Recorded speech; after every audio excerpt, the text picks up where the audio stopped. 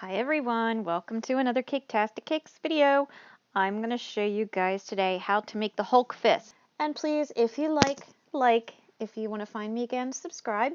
And let's get going. Alright, you're going to start out with a big old blob of green. Make it into a pretty good circle. And using my rolling pin, I'm only going to press down about halfway forward. That's where the fingers are going to be. I'm going to take a chunk out of the side as you see here. That's where the thumb is going to be made. And then slice your other fingers, but make sure you don't go into the high parts. That way, your thumb is down further. So there you go, yeah. I'm just trimming off the extra and rounding off the fingers so they have a better shape to them. You're just going to roll off, get those square edges off of each one, and then you should have a nice little hand there.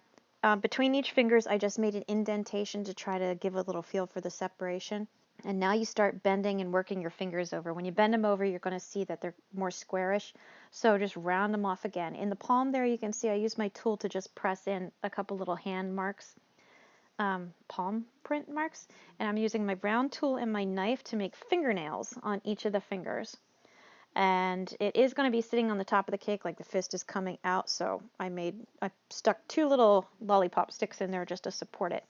Now using a round cookie cutter thing that I have, I'm making little marks like half moons on top of each knuckle. You can see I put it onto the hand knuckle, I don't know what you call it, and then the other knuckle, so all the knuckles, and you put them all together, and that's it. You got yourself a pretty cool looking Hulk fist right there.